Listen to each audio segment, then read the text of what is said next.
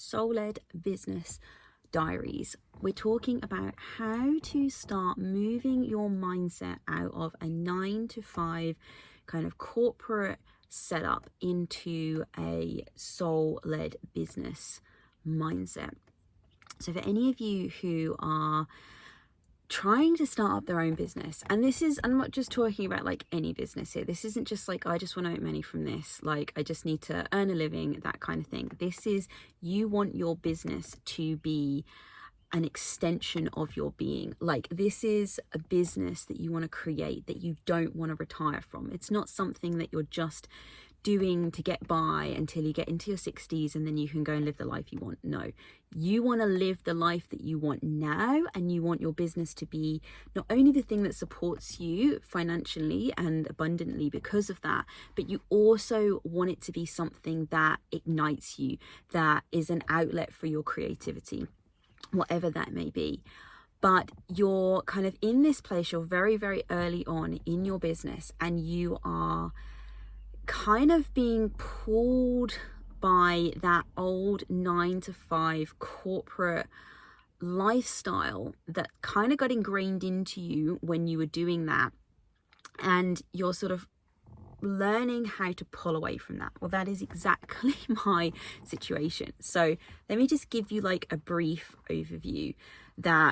So I can't remember when it was. When did I first go into corporate? I was really young. I was early 20s. Early 20s is when I started my corporate career.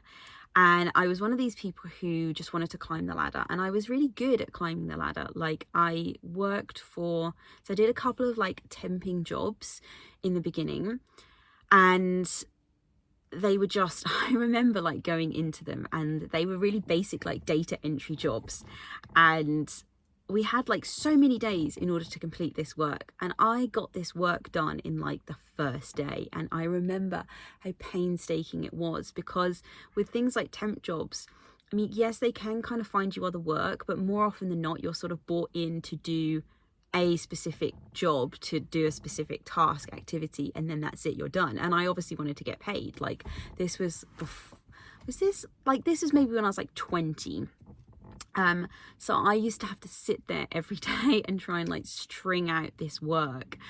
And I remember like working with some of the other people who were like temping, and they were like, oh, I'm like nowhere near done yet. And I'm like, are you serious? Anyway, so I started off temping, and then I got, actually off the back of a temp job, I think I just kind of got to this point where I was just so fed up of just crawling that I was like, look, you know what? I'm just going to get the work done, and then I'm just going to move on to the next one. And like, I'm just going to keep going like that. And I think actually that really helped, because then they wanted to give me a job, because I think they saw how like efficient I was at being able to do the job that I've been given. Anyway, once I was with that company, I stayed with that company like and basically until I got pregnant with my first child. And how old was I when I got pregnant? What am I now? 33. I was 26, 27 when I got pregnant. No, was I? I'm trying to work it out now. Yeah, I was 26. Sorry, guys. I was 26 when I got pregnant with my first daughter. And that was so up until that point, I basically climbed the ladder within this like one company. And I sort of worked my way up into being a business analyst within the company. I was kind of like leading a lot of like head IT projects and things like that. I became a team manager as well, like all within my 20s.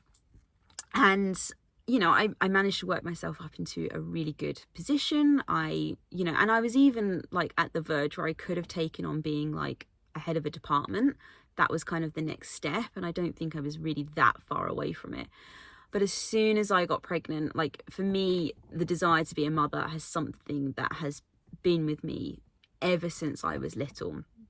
And it wasn't just like, I just want to have kids. Like, I wanted to fully step into being a mother. Like, I wanted to be at home to raise my kids.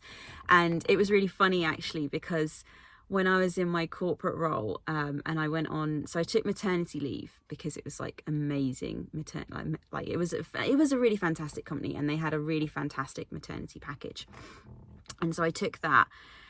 But they kind of thought I had the intention to come back, and I partly had the idea to come back part-time, but I think I knew deep down in my soul that it wasn't going to happen.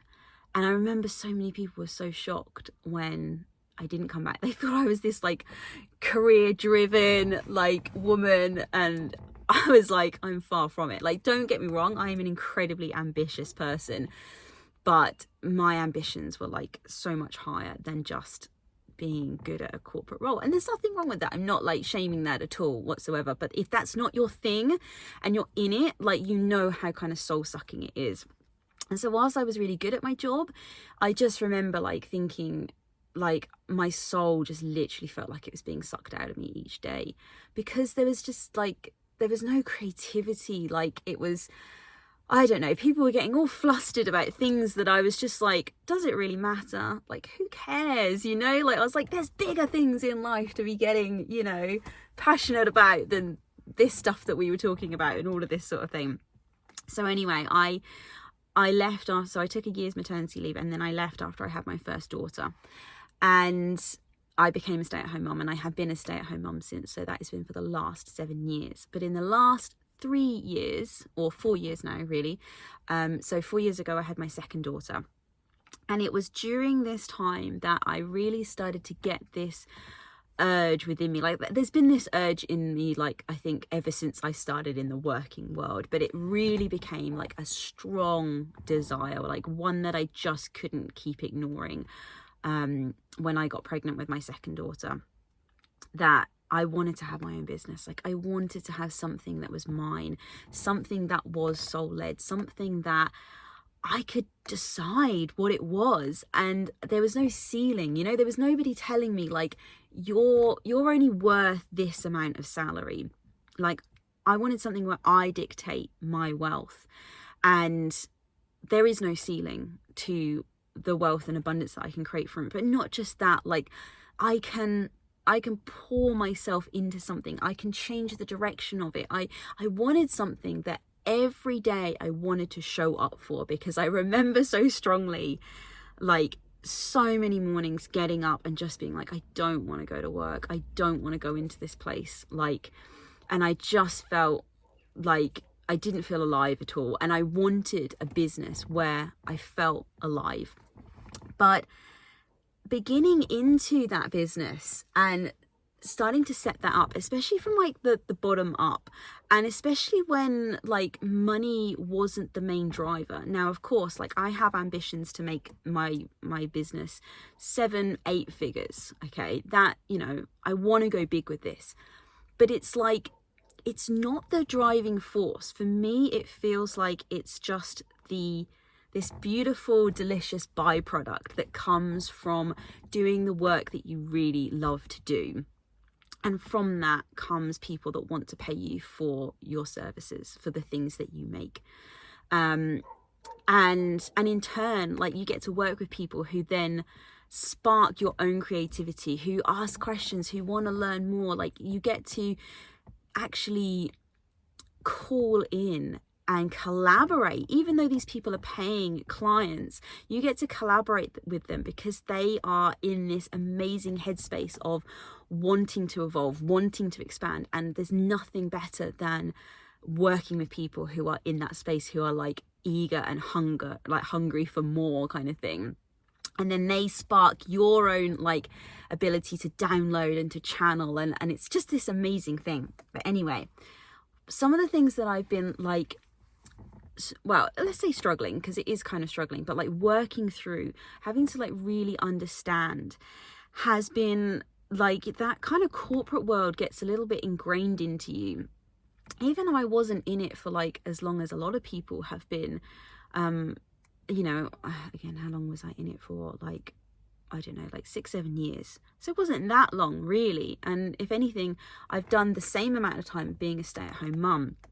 But as soon as you start to go back into the world of like work, I think this is one of the things, isn't it? Like, it's not work. like, you know, work has this like energy to it.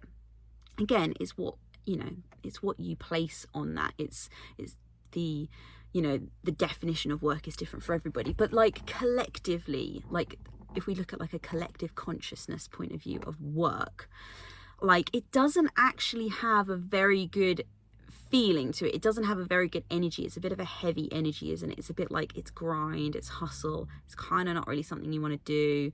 You're just there to get your paycheck, that kind of thing. So I think one of the like things that like I've been having to work with is actually dropping this idea that it's work. Like my business is not work. It's actually what I want to lean more into. Let me know in the comments if this resonates with you, if you're in the process of creating your soul-led business, is that I want it to be more play than work. Like I get to wake up and I get to show up to this thing and I get to play. And in this like play, I get to create. I get to spark my creativity, and I also get to make money through play rather than work. Work sounds like hard. It sounds like difficult. Play to me feels like easy, fun, light, all of that kind of stuff. So that's kind of the first thing, is like changing this definition around what your business actually entails. And even sometimes the word business feels a bit heavy. Like it is what it is, because obviously you have a business, but even business can feel a little bit heavy in its like energy behind it. Okay. And another one of the things that I've been having to look around, and like, I think all of this is about understanding yourself better. Like when you go and work in corporate, when you go and work 9 to 5, it's all kind of dictated to you. You know, you're given your hours, you know, you work 9 to 5, and in that time you have to do X, Y, and Z. You get an hour for lunch. You might get some breaks if you're lucky, you know, like, and you get so many days holiday. So it's all very structured. It's all very like laid out for you.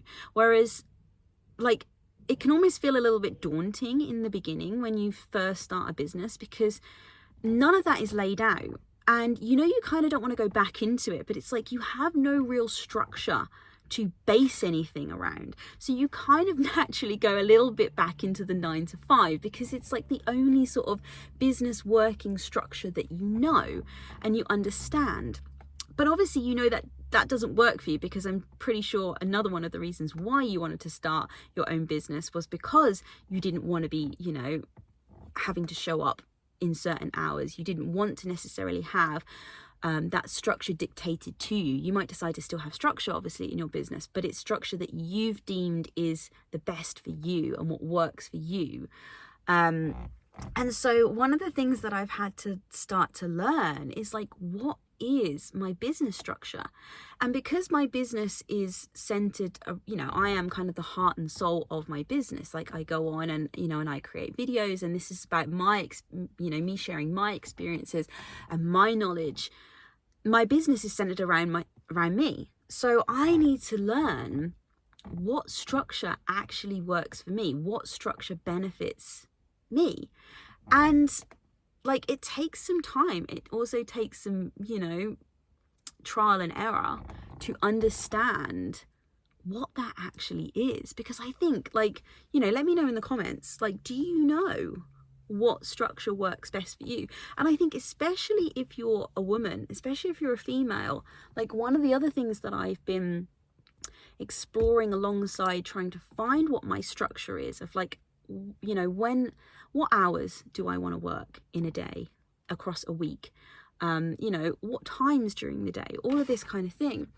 Another thing that I've been doing alongside of that is also adding my menstrual cycle phases in with that as well, because like it's really interesting when you look back like on the history, like the reason we have 9 to 5 in most, you know, roles like that, obviously there are jobs that go outside of that because of what they entail, but for most like corporate jobs, the reason that we have 9 to 5 is because it's actually much more in sync with the male like hormone cycle. Like their hormone cycles are a 24-hour cycle, whereas for women we have a 28-day cycle, or depending obviously like how long your cycle actually is, but you know, we have a much longer cycle that changes like you know, almost like in a, like it goes through seasons effectively.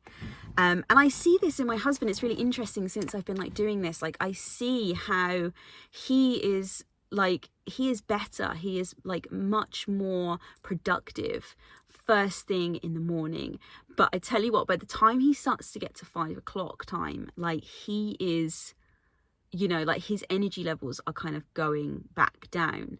Now that can happen for me as well, but I find like at certain times during my cycle, like especially during my like inner summer, which is like when I ovulate, obviously everybody relates to this slightly differently. Like I have a friend who like her inner summer is actually more when she's like in her luteal phase, so everybody's like very different with this. But for me, I kind of do actually stick to the more the sort of more well-known like phases of the cycle, shall we say. And so for me, during my inner summer phase, during my ovulation, like I can actually find myself like in the evenings having a lot of energy still, and like, you know, he'll be like shattered like going to bed, and I'm like there buzzing with like ideas. Whereas there'll be other times where, you know, towards more the end of my cycle, you know, I will actually fall back into sort of his patterns in a way of, you know, getting up in the morning and having more energy, and then that energy starts to dip at the end of the day kind of thing. But it's all like a complete learning phase, because again, like if your intention is not just I want a business because I just want to make money and I want to get to retirement, if your intention is that you want to run a soul-led business, the whole point behind soul-led is that it's got to be in complete alignment with yourself. And so, you know, yes, there's like work that you need to understand around like, you know, all the administrative processes of how to start a business and how to make money, and you know what systems you might need to use, and what products you want to sell, what services you want to sell, like what marketing, there's all that. But like what I don't hear gets talked about that often, especially when it comes to like soul-led businesses, is you've got to do your own inner deep dive of yourself and what works for you in that way. Like if you want to have a business that you can kind of like not create life around, but like that flows like in and out of your life, and your life kind of like flows into it and out of it, like it's like merged with it, rather than it being like, okay, I go do this thing and then I live, you know, which a lot of people tend to do. Then you have to learn how you work with that business, how you kind of create structure but also create flow.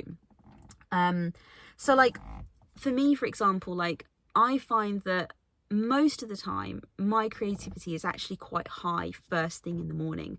Like I don't know whether it's just because when I wake up, I've slept, and so I've like neutralized my vibration. The thoughts have like quietened themselves whilst I've been asleep. So I kind of wake up and I'm instantly in a very open space. I'm in a space where creativity becomes so much easier. Like the channels are more open because it's not getting all clouded and sort of confusing inside your like head, because you haven't got all the noise running through it.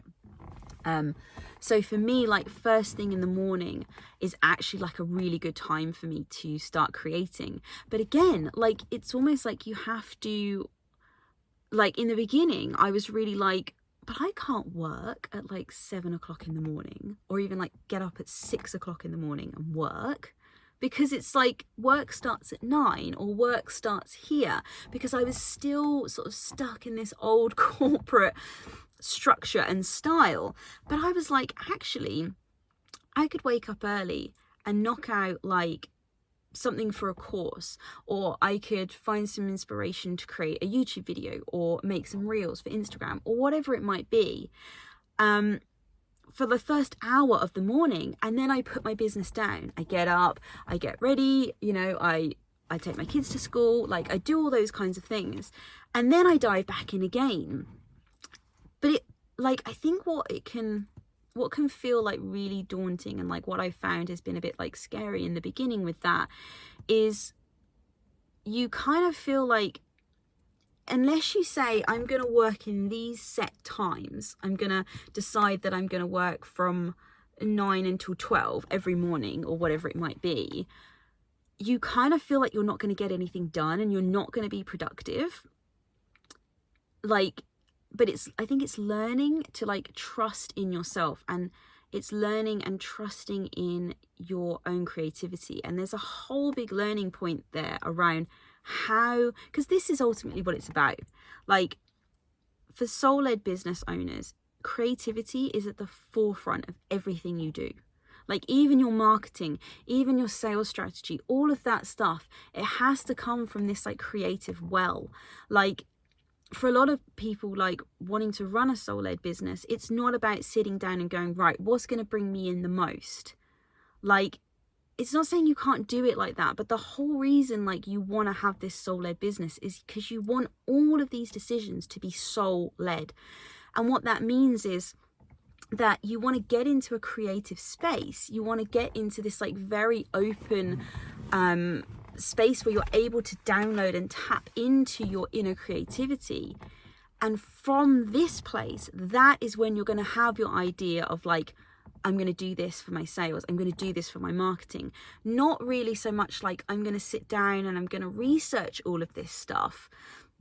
And I'm not saying you can't do that, like I've done plenty of that, but like I find like doing that stuff actually gets you more wadded up than it helps. Like, you get really distracted by seeing other people go, this is the blueprint that's going to get you X, Y, and Z. And it's like, but if you want to run a soul-led business, you don't want their blueprint. You want to find and establish what your blueprint is. And I think that can feel really scary, because it's like, there is no manual out there. There is no course, or like no one course you can buy where you can just go on and somebody tells you, right, this is how you're going to do it. This is how you're going to be successful with this business. Like, to find your success being a soul-led entrepreneur, you've got to find all that yourself. And that can feel really intimidating and really kind of lonely at times. Like, even, you know, if I've got, you know, other people on here who want to have soul-led businesses, you're going to still have different ways of showing up and doing the things that make it soul-led for you that are going to be different to how I do it. So you can kind of relate, but like ultimately it's a very like singular journey of understanding yourself. And like, I really believe the longer this journey goes on, like, this is going to be such a gateway to opening up the relationship you have with yourself. Like, the amount you're going to be aware and know yourself by the end of all of this, so to speak, is going to be insane. Because, like I say, if you want to create a business that's soul-led, you're going to have to know yourself. You're going to have to know what works for you, what doesn't work for you. Like, if you want to create ease and you want to create flow, you have to know all of that information about yourself in order to create all of that. So like, really, it's about understanding how you work best. How does creativity best come to you? Like, what situations, what environments, like, what do you need to get yourself into that creative space? Like, it's really interesting, because for a long time I tried to see myself as like a coach or an online educator. Like, even though on paper that is kind of what my business, that, you know, that is what my business is. But oh, that person's just dropped a bag. They've seen it. Okay, good. Sorry, I'm sat in a car park here, like right near like a really popular dog walking spot. So if you hear lots of dogs barking, that is completely why. And I've just seen somebody cycling along and they dropped a bag, but they've noticed. They've got it. Cool. Right. Where was I? Oh, I've completely lost my trail of thought then. Nope. Okay, let's take that as a nod from the universe to carry on. Creativity. Yeah, it's about finding your creativity and what works best for you. Like, how, that's it. Sorry, right, I picked up the trail again. Okay. So in the beginning, yeah, on paper, do you know what it was? It was because when I was like creating things like my Instagram account, and you have to put in like, you know, or even like when I went and set up like my business insurance, and they were like, well, what do you do? And, you know, and they want to know like what, you know, what sector is your business in, and what is your business about? And so, yes, I can say like it's coaching, it's online education. But it always, to me, felt like it wasn't the real definition. Like, to me, I feel that what I create and what I do in my business is art. Like, and actually, the more I've like looked into or kind of thought about this idea, nearly everything we do in life can be considered as art. It's all subjective. It's all like you creating from your own reality and your own space. There is very, very few things that are based in fact. Like, I remember even, so I, God, this was years ago, and it just goes to show how like little information I like took from it. So I did a business degree whilst I was working in my corporate job, which, like, I mean, honestly, so this is like how much I can pump out. So I was working a full-time role in my corporate job. I can't remember what was I doing at the time? I don't think I was quite a manager yet. I think I was still a business analyst. I can't remember. But anyway, I was working that 9 to 5, and I was also getting a degree alongside it. Now, I didn't do it part-time. I didn't do that thing where you can do it over like 5-6 years. I did it in like, I only got to the foundation level because I got to the point where I was like, you know what? Like, for me personally, it wasn't worth the paper that it was written on. So I didn't bother to get the honours and do the dissertation part of it. But I remember I submitted an assignment to this one teacher, this one tutor. And he like assessed my paper and like trying to get a, what's the word? We didn't have like A's, like a distinction. So that was my aim. I wanted to get distinction across the board, or like as high as I possibly could. And he just did not give out distinctions, which really pissed me off, because I was like, it wasn't really, I don't think, because he had high standards. It was just like his thing. But anyway, I managed to get a dissertation out of him, by the way. Not a dissertation, a distinction out of him, by the way, which was like a personal win. But I remember like submitting this assignment, and it was all around like how to make like what business would be profitable. And it was like, come up with a profitable like business idea and all of this sort of stuff. And he was just like, well, no, that wouldn't be profitable, blah, blah, blah. And I was like, but how can you even say that? Like, how can you like say that? Like, because at the end of the day, if you have a belief in something so strongly, it's like, you know, people said that man was not going to fly, but we did, you know, because we, you know, there was people who believed in that enough, who made that happen. Like, this is how reality works. If you can visualize it in your head, if you have a desire for it, then there is then it is able to be created in this physical world. So I was just like, this is complete bullshit, because this is just your opinion versus my opinion. And so, you know, anyway, that's why I kind of dropped it. So, but this is what you effectively are. I think if you are a soul-led like business entrepreneur, then you are an artist. Like, you create in your business, you like approach all of your business like an artist would with a painting. You might not be, I mean, you might be like a physical like artist, but you know, it's like you kind of have to see it like you are writing a song, like you are painting a painting. That is how you have to approach it. And obviously, when you've been in like a corporate world, I mean, you can kind of come at it like that, but an artist needs space to create. They, you know, they can't just create necessarily every day as well. You know, if you just said to, you know, a painter and just shoved, you know, paint and a pad in front of them and said, right, paint something. Now, of course they could paint something because they're an artist, but whether they'd be able to look at it and say like that's some of their best work, you know, yeah, they might be able to tap into it, but an artist needs to be able to get that spark of inspiration. They need to have that like to feel the want to take inspired action because they've seen something, they've heard something, something has resonated with them, something has triggered like inspiration within them to go and create. Like, that is what being an artist is.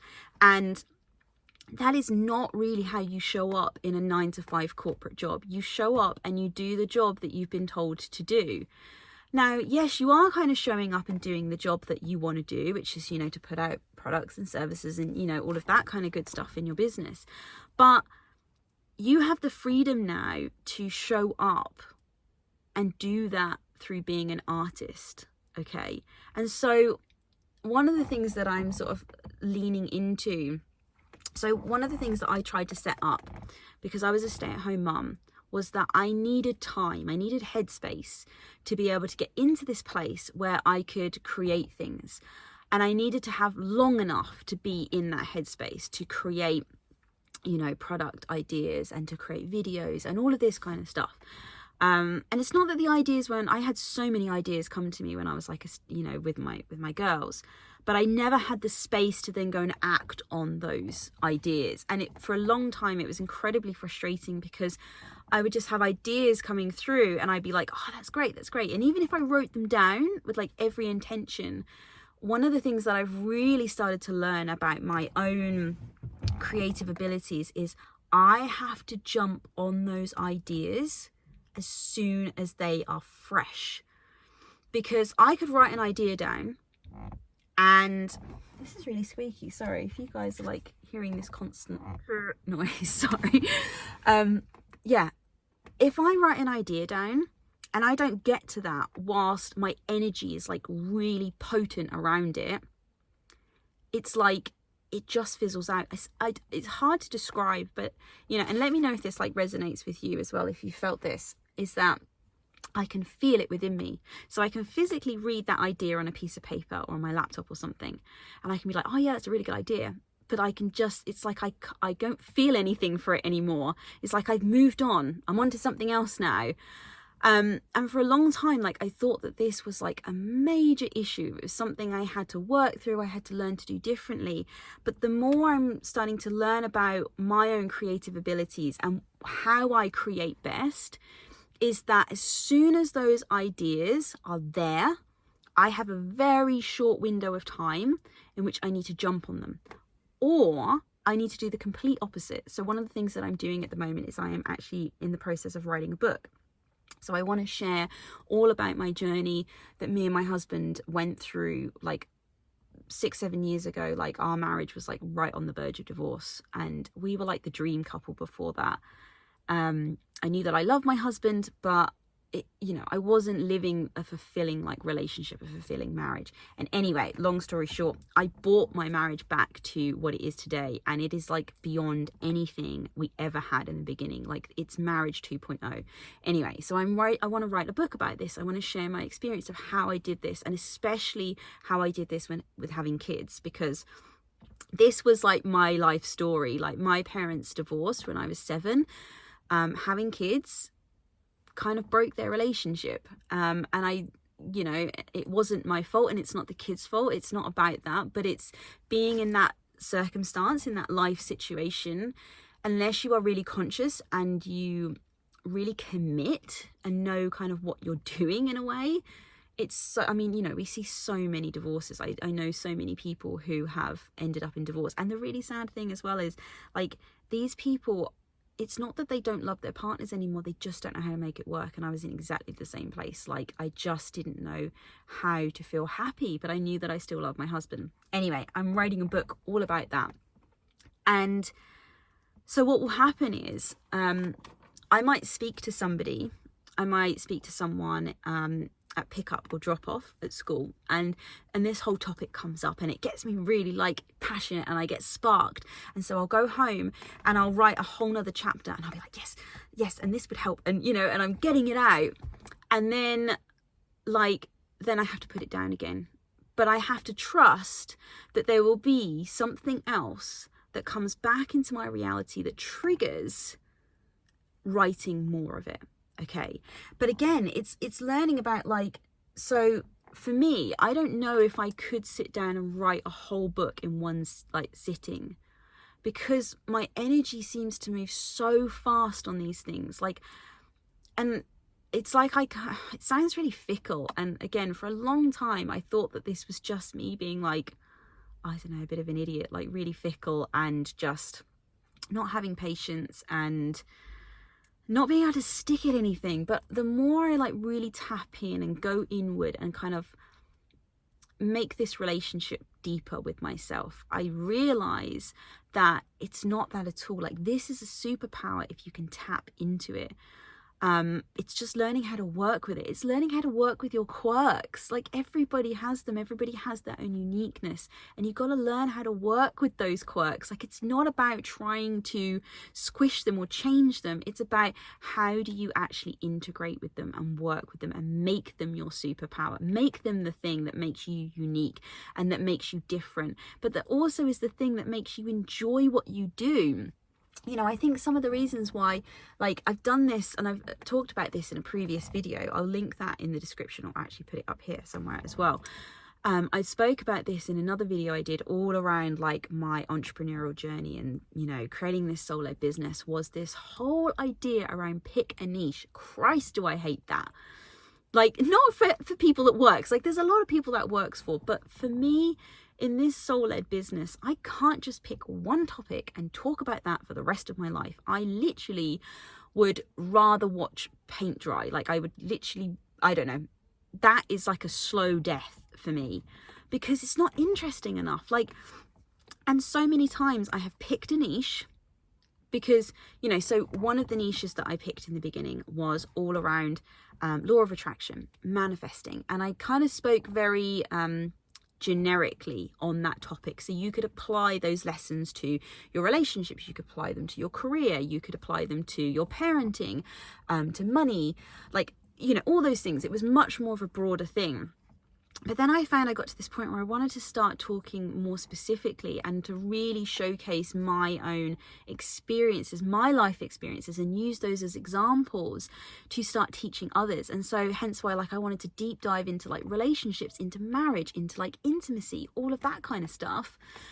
And so I thought, well, maybe I just have to pick another niche. Like, maybe that wasn't the niche for me. So then I picked the niche of like relationships. I think I stuck at that for like 3 weeks. And then I was like, I don't want to talk about this anymore. Like, I got to this point. I think what sparked it was I spoke to like a friend, and she was having struggles in her like relationship.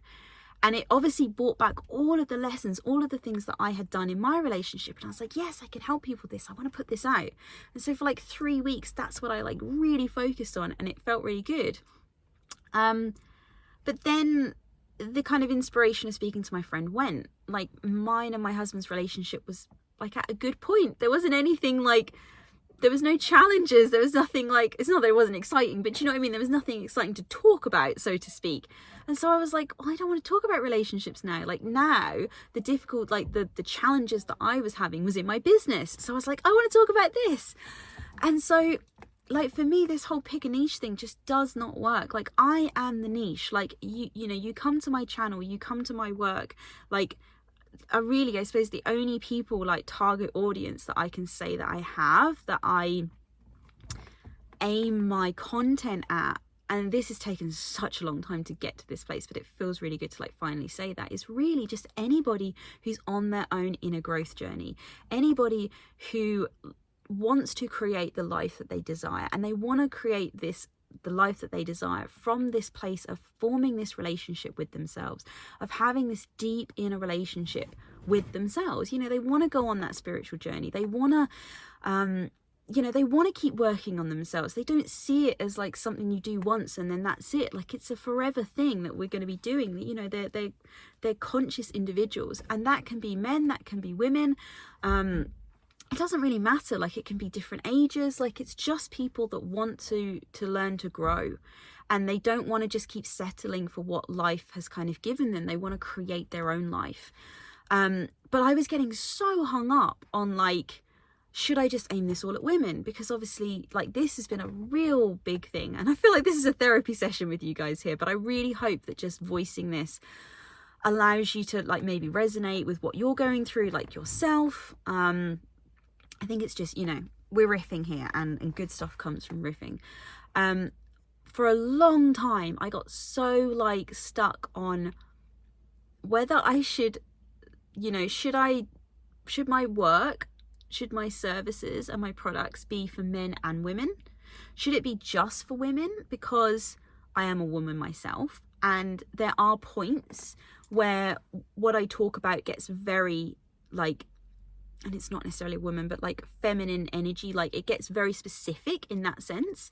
Like I was talking about earlier, like tracking, setting up my business and creating in the way that I create, in the way that I make my art, through understanding my cycles. Now, obviously that is not going to apply to a man. And I was just so lost, like, and it was just this, it was detail that just did not matter, but I was so stuck in it because all I kept seeing when I went onto like social media and places like that was, you know, target audience, niche, all of this stuff. And it works for people who want to do that. I have seen lots and lots of very successful people who have picked a niche, one niche. They have picked that target audience. They know that audience so intimately and so well. And it's a very specific audience as well. And they have made a lot of money and they've been successful through it. And, you know, good on to them. But when you want to create a soul-led, and I'm not saying that that's not a soul-led business, but like the way in which I'm wanting to create this soul-led business is through my business is my art. And, you know, when Picasso sat down and painted his paintings, did he sit there and think, okay, who's going to buy this? Like, you know, what age category are they in? What religious background are they from? Like, you know, he didn't think about any of those things. He painted, he tapped into, you know, he aligned himself, he tapped into that non-physical part of him. He downloaded, he channeled, he poured out his inspiration onto the canvas. He didn't think about, like, you know, what money is this going to make? Like, you know, who am I going to market this to? That kind of stuff sort of comes later almost. But when you're in the process of creating, like, and I really love how, is it the way of the artist's way? I might be getting that wrong, or the creative. I don't know. I'm really rubbish at remembering stuff like that. But Rick Rubin, maybe one of you can put this in the comments what it is, because I honestly can't remember what the title is, which is really bad. But he has got an amazing book where he talks all about that, all about being creative. And he says this, that like when you are creating your art, like the art should be about the art. And the best thing that I love that he said, that like almost was my permission slip to move forward with this, was he was saying around like, you don't create art for anybody else. You create art for yourself. Like, you step back, and if you like what you've done, then it's like, you know, you're done. And then the part comes later where you decide who you're going to market this to, who, you know, who might want to buy this, you know, this thing that you've created. But when you are in the creative process, you create solely for the fact, like for the love of creating, because it's creativity that feels so good. Like when that is like flowing through your system, through your veins, like it is like one of the best feelings in the world when you are in your creative flow, when you're in that flow state, when you're co-creating with the universe at large. Like it is like being on steroids. Like it is insane. So it's finding like, how do you create best? Like it's learning that, like, you know, one of the things that I'm kind of navigating at the moment, and I think this is for me especially linked with my cycle, but you know, not necessarily like for others, is that I find I have periods where I want to be very external in my creations. So I want to go on and I want to create videos, and I'm very like outwardly expressing that creativity. But then I have other times when I feel like I want to be really inward.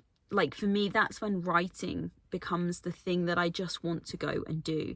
And at the moment, I haven't quite learned how to integrate that yet. This is like the next step of my process, is learning how to continue to put out content, how to continue to put out products, how to sort of continue to keep showing up in my business.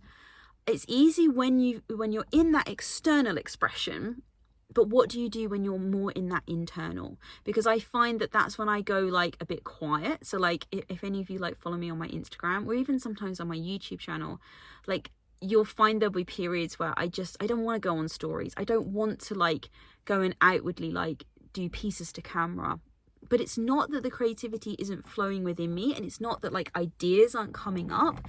It's just that how it's wanting to express itself is very different. So for me, this is kind of like now the next journey to learning like what the outward expression looks like, and what the like, you know, the more external expression and the more like internal expression, so to speak. Like when I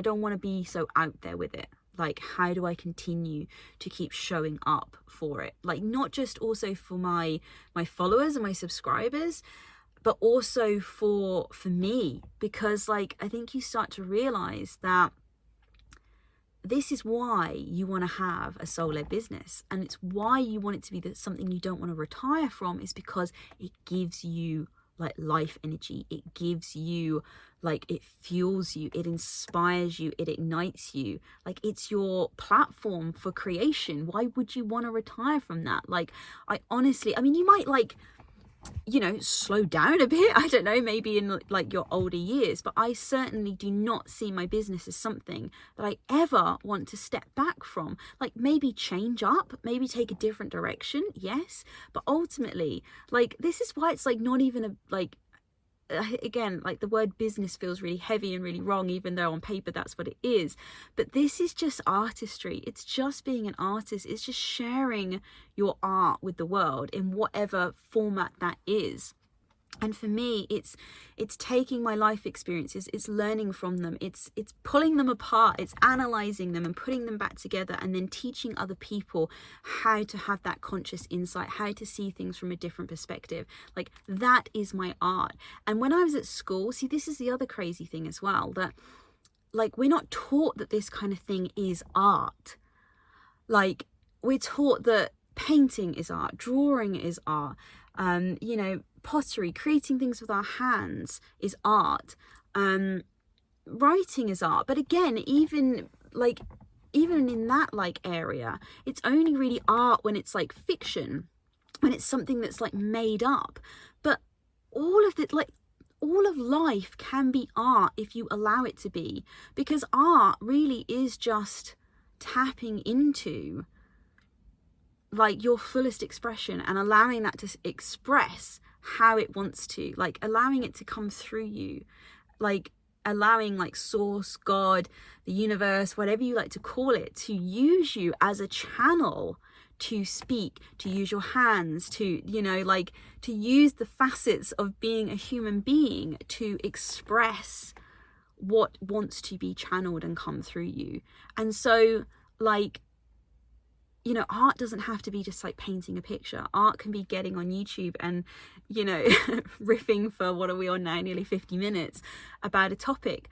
But when you're in alignment, when you're an open vessel and you're allowing it to come through, it's art. Like that's what it is.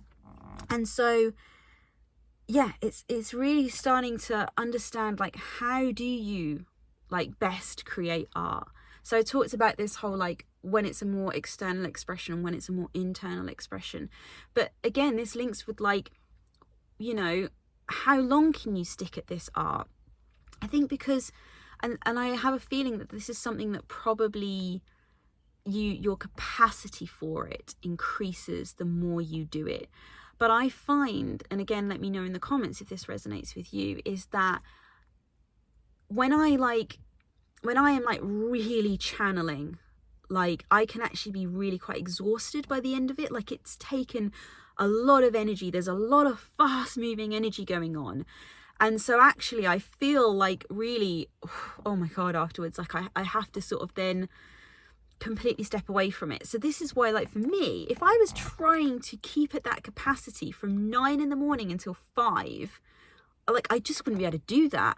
But you give me like an hour, and what I could create in an hour versus what I would end up creating over 7 hours or whatever it is going to be like very different. So again, it's kind of learning like, you know, what is your capacity for creation? How much creative capacity can you currently hold? And like I say, I think this is something that is going to expand and that you grow with it. the more you get used to it, the more you get used to, like, it's a very much a nervous system thing. Like, how much can your nervous system take? Because you think about it, when you're in creative flow, when you're an open vessel, when you're allowing that inspiration to flow through you, you have to be in a relatively high vibration in order to do that. Like, it's not that you can't get inspiration and insight when you're in the lower vibrations. You can completely can. But when you're like in that flow state, when it's just kind of like, it's coming, it's so natural. Like I get this when I write. When I'm really in that state, I suddenly become very aware that I'm writing, but it's not me writing. And how I know this is, I had this happen once with a word that I didn't even know was a word. So I just typed this word in this sentence and I was like, what the hell? Like it paused me. It kind of like broke me a little bit from that flow space. But I was like, that's not a word. Like, where did that even come from? And so I looked it up, I Googled it and went on like, dictionary, and it was a bloody word. And when I looked at its meaning and where that like fit in relation to what I was writing, it was like, it fit. It wasn't some random like made up word. And I was like, oh my God, I was like in complete flow there. But you think when you're in that space and you're in that high vibration, energy when you're in a high vibration moves very, very quickly. It moves very, very fast. And for a lot of us, we just need to build up like this resilience to being able to, like, for our nervous system to be able to handle more fast moving energy. Because unfortunately for so many of us, we actually spend more time residing in those negative emotions, and negative emotions have a very slow, the energy moves very slowly. That's why you kind of like, when you feel those negative emotions, you feel kind of sluggish, you feel tired. I did a whole video about this last week around how we think when we're tired, we often need to rest, but actually more often than not, what we need to do is raise our vibration. We need to like start loving our life again, all of that kind of stuff, because actually we're not physically tired. It's not like we need to physically rest our bodies. It's that we need to actually give our bodies a break from being in these like really slow emotions, these slow vibrations. So I'll put that video up here if you're interested to go check that out. But yeah, so I think there's a whole like nervous system thing around learning to increase your capacity to sustain higher vibrations for longer periods of time. And like, it's like I have to, like, now I can feel it now. Like, I've been riffing on here for like the last 50 minutes and I've done a video like prior to this as well. I can feel I'm starting to get to that point where I can't sustain this energy anymore. Like, it's actually now going to start burning me out. So like, I might just go and take a walk. I might go and grab a coffee, something like that. Like, just try and like bring myself down. It's like you go on such a high that you have to like kind of calm the nervous system. It's like you have to like reground a little bit. You have to like get back down again, like, and I guess maybe it's because we are physical beings, and although we always have this non-physical part of us, our soul, our inner self, our higher being, whatever you like to call that part, there is something about, because we are residing in a physical body, we are residing in the 3D realm, it's like we have to make sure we feel grounded in that, because we are physical, even though like the truest kind of version of ourselves is non-physical. It is not physical at all. It's just pure consciousness. But it's like, because we're physical, we need to have that grounding element to just help us go, okay, I'm in my body, we're all good. Like, until we can start to expand our capacity to hold it for longer and longer. So I'm going to stop it there because, like I say, I can feel my energies going, and so I'm going to follow that and go, right, okay, this is good.